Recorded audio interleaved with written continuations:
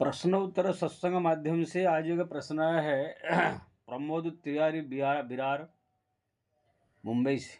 उनका प्रश्न है गोपी चंदन की महिमा क्या है और क्या वो भगवान को लगा सकते हैं। इन्होंने पूछा। देखिए ये स्कंद पुराण में जो है गोपी चंदन के महात्म्य के बारे में वर्णन है। गोपी चंदन उसको कहते हैं जब भगवान कृष्ण द्वारिका चले गए, गोपियां जो है उनके विरह में अपना ब्रज में वृंदावन में जो है 100 साल तक तड़पती रही वियोग में। जब भगवान कृष्ण 100 साल के बाद कुरुक्षेत्र में सूर्य ग्रहण मेला लगा तो भगवान कृष्ण द्वारिका से आए थे, नंदराय जी भी वृंदावन से गए थे। वहाँ वसुदेव देवकी आदि आदि सब पटरानियाँ भी भगवान कृष्ण की, इधर जो है युधिष्ठिर द्रौपदी आदि आदि सब जो है कुरुक्षेत्र की जो है सूर्य ग्रहण मेला में एकत्रित हुई। जब सूर्य ग्रहण होता है तो कुरुक्षेत्र में जो है ब्रह्म सरोवर में स्नान की जाती है। उनकी बड़ी महिमा है, वहाँ स्नान करने से ब्रह्मलोक की प्राप्ति होती है, भगवत प्राप्ति होती है। इसलिए जब सूर्य ग्रहण लगता है तो प्राय कुरुक्षेत्र में लोग का भीड़ होता है, मेला लगता है और वहाँ पर जो है ब्रह्म सरोवर एक है, वहाँ पर स्नान करते हैं। तो वहाँ पर जो है भगवान कृष्ण भी अपने समस्त परिकर को लेकर के द्वारिका से पधारे थे। इधर युधिष्ठिर भी हस्तिनापुर से पधारे थे। नंदराय जी भी अपना सो बाल गोपाल गोपियाँ सब लेकर के वहाँ पर पधारे थे।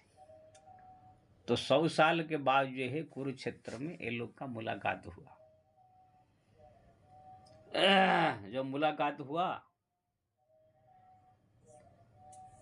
तो वहाँ पर जो है जो स्नान आदि आदि करने चाहिए, नित्य कर्म सब किए। वसुदेव जी ने वहाँ पर एक यज्ञ भी आयोजन किया। सोचे कि आए हैं तो बहुत बड़ा यहाँ कोई अनुष्ठान यज्ञ करे, इसलिए यज्ञ जब आयोजन हो गया तो वहाँ पर 10-15 दिन रहने का और जो है चांस मिल गया। तो वहाँ पर नंदराय जी युधिष्ठिर आदि सब रुक गए। तो परस्पर जो है सब एक दूसरे से मिलना चालू हुआ। गोपियाँ भी भगवान कृष्ण से 100 साल के बाद मिली। राधा जी भी कृष्ण भगवान 100 साल के बाद मिली। बड़ी प्रेममय वातावरण है, सबके आंखों में अश्रु है प्रेम की। वो सब वर्णन करेंगे तो फिर भावुक हो जाएंगे। तो वहाँ पर ये है सब लोग परस्पर में मिले, जैसे आप लोग मिलते हैं बहुत दिन के बाद। सब भावुक हो गए, प्रेम में डूब गए। 100 साल तक इसीलिए लोग नहीं मिल पाए क्योंकि ना राधा जी को जो है अभिशाप दास 100 साल तक भगवान कृष्ण से मिल नहीं सकते हैं। आप भगवान कृष्ण गोकुल आ नहीं सकते हैं, इसी कारण से मुलाकात नहीं हुआ। गोलोक वैकुंठ की श्रीदामा नाम की एक जो है परिकर ने जो है राधा जी को अभिशाप दिया था, दोनों में कुछ ऐसा हो गया ब्रह्मवैवर्त पुराण के अनुसार। तो उन्होंने अभिशाप दिया था 100 साल तक आप भगवान कृष्ण से दूर रहेगी। इसी कारण से ऐसे चाहे तो माता जो है सर्वशक्तिमान है राधा रानी, वो मिटा सकती है अभिशाप, लेकिन लोक कल्याण के लिए उन्होंने अभिशाप को भी ग्रहण किया। तो वहाँ पर जो है सब मिलने के बाद जो है बड़ा आनंदमय वातावरण हो गया। यज्ञ हो रहा है, सब भोज भंडारा हो रहा है, कथा हो रही है, सत्संग हो रही है, साधु संत महात्माओं का प्रवचन सुनने को मिल रहा है। सबके बढ़िया टेंट लगे हुए हैं, राजा महाराज लोग ये सब है। वहाँ पर जो यज्ञ की पूर्णाहुति हो गई, 10-15 दिन सब लोग बहुत आनंद किया। अब विदाई का समय आया। जब विदाई का समय आया तो युधिष्ठिर महाराज जो है अपने परिकर को लेकर के हस्तिनापुर पधारे। अब गोपियां और नंदराय जी कहने लगे हम आपका द्वारिका जाएंगे दर्शन करने, कैसे आपका द्वारिका हम लोग देखा नहीं। गोपियां भी हठ करने लगी, कि हम भी जाएंगे द्वारिका आपकी। तो भगवान कृष्ण उनकी इच्छा पूर्ति करने के लिए सबको द्वारिका लेकर गए। नंदराई, यशोदा जी, रोहिणी जी, इतने भी सब और सब थे। रोहिणी तो पहले से ही वहाँ पर थी। गोपियाँ सब गई, 16,160 को भी जो भी थी। द्वारिका नगर का दर्शन करके सब जो है गदगद हो गए। स्वर्णमय द्वारिका, भगवान कृष्ण की वैभव देख करके सब गोपियाँ मगन हो गई, आनंद हो गई। बहुत दिन तक वहाँ पर जो है रहे गोपियाँ, नंदराय जी भी रहे और यशोदा रानी भी रही। जितने दुख था 100 साल का वियोग का, वो सब समाप्त हो गया। बड़ा आनंदमय जीवन जो है हो गया, सब भूल गए दुख वियोग।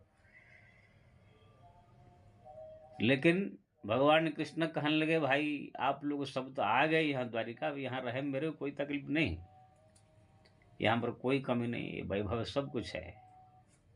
लेकिन ये आप लोग का जो बाल बच्चे हैं, आपके परिवार है, आपके गांव है, आपके रिश्ते नाते हैं, आपके एक गांव भी है ब्रजमंडल, लाखों आदमी वहाँ पर निवास कर रहे हैं। अब आप इस प्रकार छोड़ के आ गए, ठीक है, महीना 2 महीना 4 महीने ठीक है, लेकिन सब दिन के लिए छोड़ के रह जाना ये उचित नहीं है।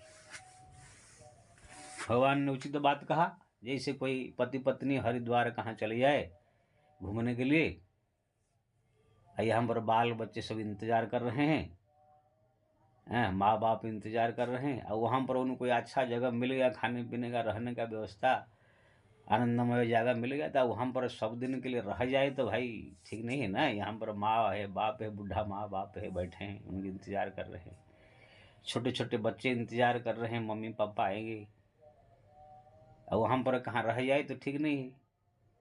तो ये सब जितने गोपियाँ और जो ब्रजमंडल से गए थे नंदराई साहब, सब कहने लगे हम आप नहीं जाएंगे। तब भगवान कृष्ण ने सबको समझाया कि देखो भाई, जाने के लिए मेरे को कुछ है नहीं, आप यहाँ पर जिंदगी भर निवास करो, लेकिन अपना घर परिवार वालों को इस प्रकार दुखी करके सो लोग आपके वियोग में तड़पे, ठीक नहीं है। अब सबको अगर यहाँ पर ले आओ तो वहाँ का है कि जो ब्रजमंडल नाम की गांव है वो खत्म हो जाएगा। इसलिए आप लोग को जाते आते रहिए, आप जैसे आ गए हैं जाइए, फिर महीना 2 महीना अपना घर द्वार देख करके फिर आइए, रहिए 2 महीना 4 महीना फिर रहिए, आपका ही घर है। लेकिन गोपियाँ नाम नहीं लेती, हम तो जाएंगे ही नहीं। भाई प्रेमी का है भगवान की हट करी, भगवान कितने समझाए लेकिन वो जाने को तैयार हुए नहीं। जब भगवान बार बार जोर दे के समझाए, गोपियों ने विचार किया, चलो एक काम करते हैं,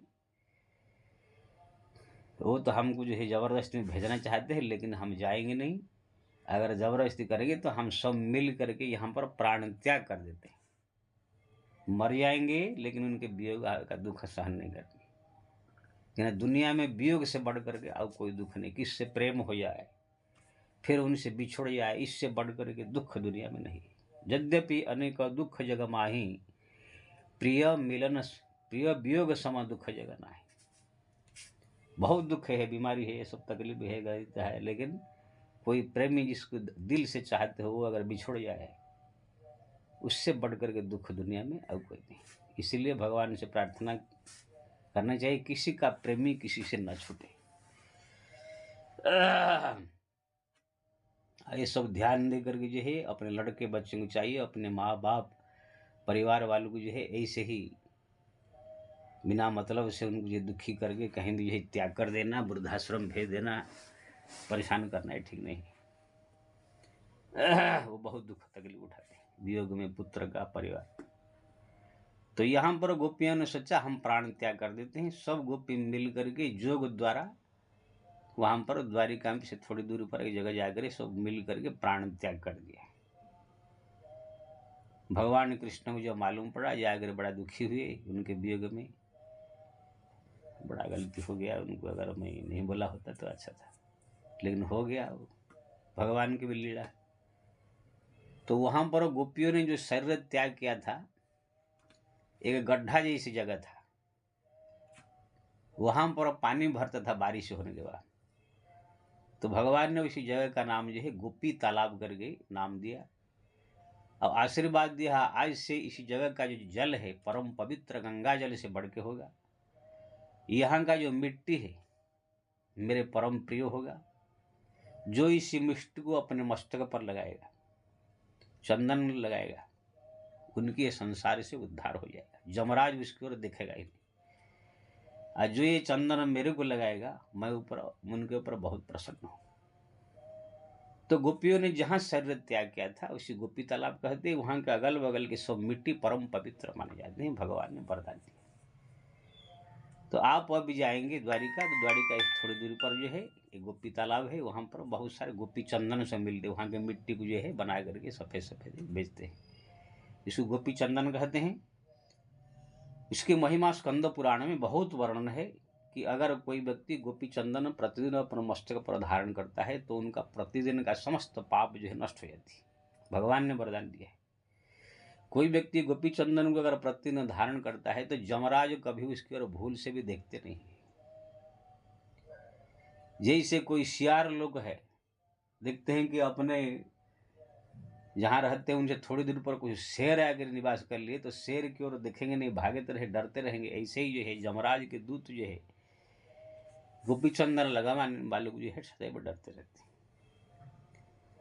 अगर कोई व्यक्ति मृत शरीर को प्राप्त कर मर गया, उनके मस्तक पर अगर गोपी चंदन का तिलक है तो कभी वो जमराज के दरबार में नहीं जाएगा, समस्त पाप को नष्ट करके सीधा भगवत धाम जाएगा। इतना ही नहीं, उसमें लिखा है अगर कोई व्यक्ति प्राण त्याग कर दिया है, अभी उनका लाश जो है ले जा रहे जलाने के लिए, अगर उनके तिलक के रूप में गोपी चंदन मस्तक पर, छाती पे, हाथ में जहाँ तिलक कर दे भारत, वो तिलक करके तुलसी माला आदि सब पहना के अगर उसको जो है जला दिया जाए तो वो सीधा भगवत धाम प्राप्त हो जाए। गोपी चंदन अगर कोई व्यक्ति भगवान को लगाता है, भगवान के जो प्रेमी, सबसे बड़ा प्रेमी, यथा ब्रज गोपी नाम, नारद जी ने लिखा है, नारद ब्रजों की गोपियों जैसा प्रेमी दुनिया में कोई नहीं। भगवान के सबसे प्रेमी है ब्रज गोपियाँ। उनकी शरीर का चंदन को भगवान बड़ा प्रेम से लगाते हैं और लगा कर मगन हो जाते हैं। जैसे आपका कोई बहुत प्रेमी हो, दिल से बहुत चाहता हो, किसी कारण से उसका मृत्यु हो गया, लेकिन उसका कोई एक वस्तु है, कपड़ा है या कोई वॉच है या कोई खिलौना है या कुछ ऐसी चीज़ है जो कि आपके पास है, तो आप उसको देख कर भावुक हो जाते हैं, याद आ जाती है। उसी तरह भगवान भी गोपी चंदन को देख करके भावुक हो जाते हैं। गोपी चंदन जो उनको लगाता है और जो है प्रेम में डूब जाते हैं, आशीर्वाद बरसाने लगते हैं। इसलिए गोपी चंदन जो है कोई द्वारिका जाए कभी तो वहाँ से जरूर लेके आने चाहिए, प्रतिदिन अपने मस्तक पर लगाना चाहिए और भगवान को भी लगाना चाहिए। जो भी अपने नेमी प्रेमी हो, भक्ति व करने वाले सबको जो है लगाने की प्रेरणा देनी चाहिए। ये जो मैं मस्तक पर लगाया हूँ ये गोपी चंदन है, इसमें थोड़ा सा हल्दी मिला कर कलरिंग किया हूँ। ये भगवान को भी लगाता हूँ मैं प्रतिदिन शालिग्राम, और जो भी वहाँ पर हनुमान जी है, माता जी आदि, उसके बाद मैं अपने मस्तक पर लगाता हूँ। तो ये गोपी चंदन की अनुपम महिमा है।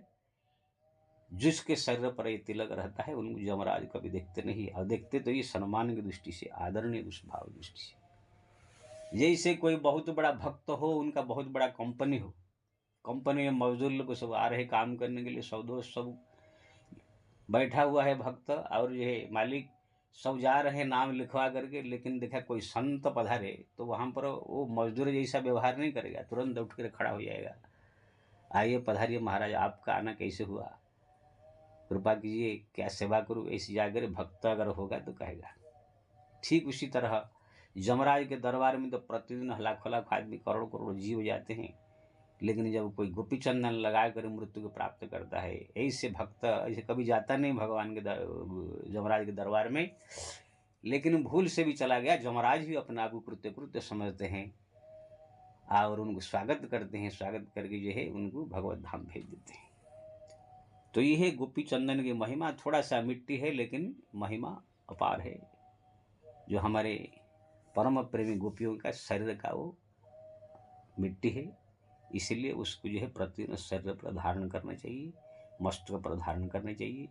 इससे जीव का अनायास ही बिना प्रयास से ही कल्याण हो सकता है। जय श्री राम।